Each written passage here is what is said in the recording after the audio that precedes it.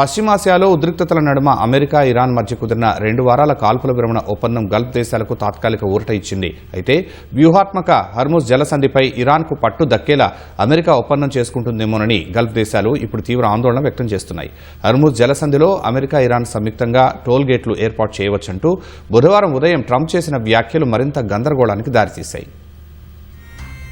ప్రపంచ చమురు, సహజవాయువు రవాణాలో ఏకంగా 20% వాణిజ్యం జరిగే అత్యంత కీలకమైన సముద్ర మార్గం హర్ముజ్ జలసంధి. ఫిబ్రవరి 28 నుంచి అమెరికా, ఇజ్రాయెల్ సంయుక్తంగా చేసిన దాడులకు ప్రతిస్పందనగా ఇరాన్ ఈ జలసంధి గుండా రాకపోకలను దాదాపుగా నిలిపివేసింది.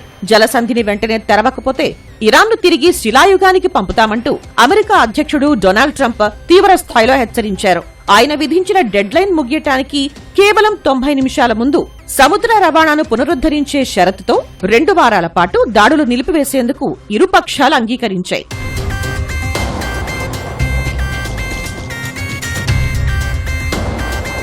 కాల్పుల విరమణతో యుద్ధ వాతావరణం సద్దుమడిగినప్పటికీ ఇరాన్ ప్రతిపాదించిన 10 అంశాల ప్రణాళికను చర్చలకు అనుకూలమైన ముసాయిదాగా ట్రంప్ అభివర్ణించడం ఇప్పుడు 6 గల్ఫ్ దేశాల్లో కలవరం రేపుతోంది.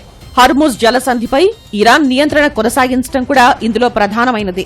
రాబోయే 2 వారాల పాటు ఇరాన్ సైన్యం సమన్వయంతోనే నౌకల రాకపోకలు సాగుతాయని ఇరాన్ విదేశాంగ మంత్రి స్పష్టం చేశారు.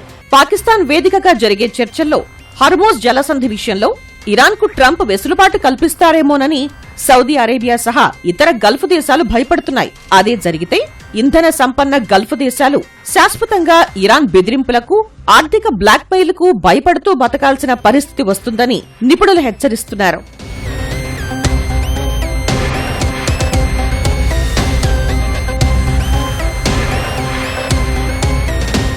హర్ముజ్ జలసంధిలో అమెరికా, ఇరాన్ సంయుక్తంగా టోల్ గేట్లు ఏర్పాటు చేయవచ్చంటూ బుధవారం ఉదయం ట్రంప్ చేసిన వ్యాఖ్యలు మరింత గందరగోళానికి దారితీశాయి.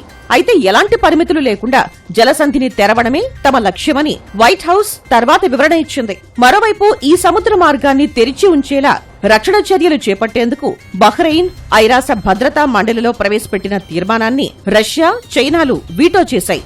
కాల్పుల విరమణ ప్రకటించిన బుధవారం నాడే ఇరాన్ 10ల సంఖ్యలో డ్రోన్లు, క్షిపణులతో యుఏఈ, కువైట్, ఖతార్, సౌదీ అరేబియాలపై దాడులు చేయటం గల్ఫ్ దేశాల సహనాన్ని పరీక్షిస్తోంది.